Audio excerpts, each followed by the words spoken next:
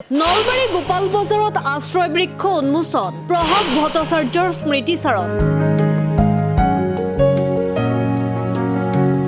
নলবাৰীৰ গোপাল বজাৰত শনিবাৰে বিশিষ্ট নাট্যকাৰ গীতিকাৰ কবি সমালোচক প্ৰয়াত প্ৰভাস কুমাৰ ভট্টাচাৰ্যৰ সোঁৱৰণত এখন স্মৃতিচাৰণ আৰু গ্ৰন্থ উন্মোচনী সভা অনুষ্ঠিত হয়। অনুষ্ঠানটোত বন্তি প্ৰজ্বলন কৰে কৰবী ভট্টাচাৰ্যই।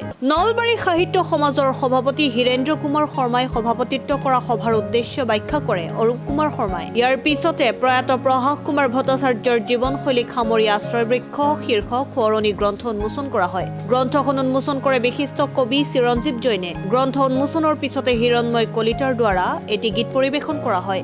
সভাত নিৰ্দিষ্ট বক্তা হিচাপে নলবাৰী মহাবিদ্যালয়ৰ ভূগোল বিজ্ঞান বিভাগৰ অৱসৰী মুৰব্বী অধ্যাপক তথা বিশিষ্ট লিখক ডক্টৰ দিনমণি ভাগৱতী, পাৰুল গোস্বামী, অসম জাতীয়তাবাদী যুৱ ছাত্ৰ পৰিষদ নলবাৰী জিলা সমিতিৰ সাধাৰণ সম্পাদক যোগেশ কলিতা উপস্থিত থাকে। লগতে প্ৰয়াত ভট্টাচাৰ্যৰ শুভাকাংক্ষী সহকৰ্মী পৰিয়াল তথা আত্মীয় স্বজন উপস্থিত থাকে। বিশিষ্ট নাট্যকাৰ সাহিত্যিক প্ৰভাস কুমাৰ ভট্টাচাৰ্যদেৱৰ আজি প্ৰথম মৃত্যু বাৰ্ষিকী তিথি। আজি এই তিথিত আশ্ৰয় বৃক্ষ নামৰ এখন গ্ৰন্থ উন্মোচন কৰা হ'ল আৰু এই গ্ৰন্থখন উন্মোচন কৰিলে নলবাৰীৰ এগৰাকী বিশিষ্ট শিক্ষাবিদ চিৰঞ্জীৱ জৈনদেৱে।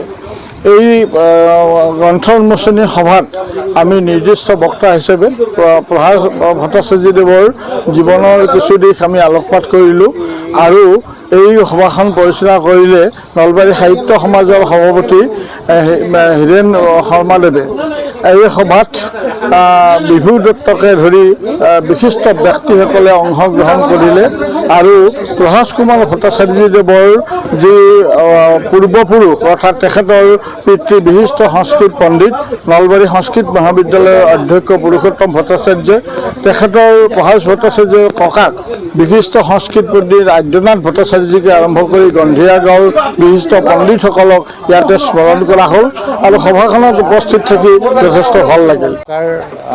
নলবাৰী সাহিত্য সংস্কৃতিৰ অন্যতম সাধক প্ৰভাসদাৰ এই স্মৃতিচাৰণ সভাৰ লৈ যিখন সোঁৱৰণী গ্ৰন্থ দায়িত্ব আমাক দিলে সম্পাদক হিচাপে, এই সোঁৱৰণী গ্ৰন্থখন আমি বহু কষ্ট কৰিব লগা হ'ল দুমাহমান আগৰ পৰা।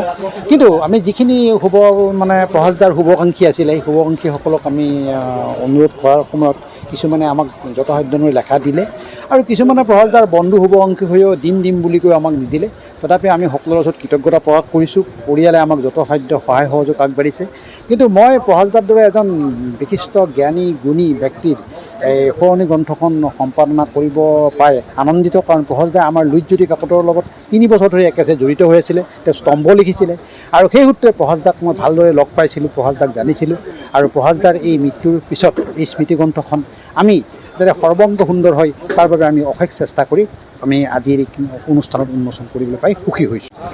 প্ৰভাস কুমাৰ ভট্টাচাৰ্যই নাটক লিখিবলৈ লৈছিল আৰু সেই সন্ধিক্ষণটো এনেকুৱা আছিল যে আগৰ যিচাম আছিল নলবাৰীত তেওঁলোকে প্ৰায় নাটকৰ পৰা অৱসৰ লৈছে, তাৰপিছত এটা শূন্যতাৰ সৃষ্টি হ'বলৈ ধৰিছিল আৰু ঠিক সেইখিনি সময়তে প্ৰভাস ভট্ট আগবাঢ়ি আহিল আৰু কেইবাটাও বছৰ একাধিক প্ৰায় 3-4টা দশক ধৰি তেওঁ এচাম নতুন নাট্যকৰ্মী তেওঁ তেনেকৈ গঢ়ি থৈ গুচি গ'ল।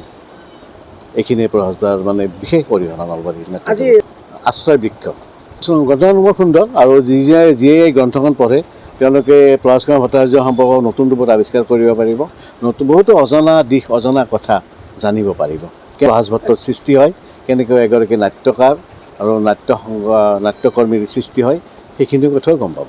সভাত আচলতে প্ৰায়ভাগ নলবাৰীৰে, গতিকে অতিথি বুলি ক'ব পৰা নাযায়, আটাইবোৰে গৃহস্থ, যিহেতু আটাইবোৰে প্ৰভাস কুমাৰ ভট্টাচাৰ্যক ভাল পাই আহিছে আৰু প্ৰত্যেকেই গৃহস্থৰ ভূমিকা লৈছে।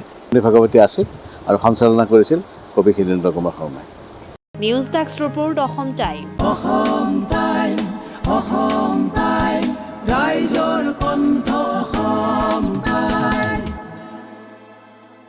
আপোনাৰ প্ৰিয় চহৰ নলবাৰীত নিজাববীয়াকৈ বসবাস কৰাৰ সপোন আছে নেকি? চহৰৰ মাজমজিয়াত মাটি কিনি ঘৰ সাজি লোৱাৰ সমস্যাই দেখা দিছে নেকি? সেই সমস্যা এতিয়া আৰু নাই। চহৰৰ মাজমজিয়াত মাটি নিকিনাকৈ নিজে ঘৰ নসজোৱাকৈ এটা বিলাসী ঘৰৰ গৰাকী হ'ব পাৰিব আপুনি। নলবাৰীত প্ৰথমবাৰৰ বাবে সেই সুবিধা আহিছে। নলবাৰীত প্ৰথমটো ৰেৰাৰ দ্বাৰা অনুমোদিত আটকধুনীয়া এপাৰ্টমেণ্ট এতিয়া চহৰৰ গোপাল বজাৰত নিৰ্মাণ হৈ উঠিছে আটকধুনীয়া আহল বহল এপাৰ্টমেণ্ট তীৰ্থদ্বীপ এনক্লেভ।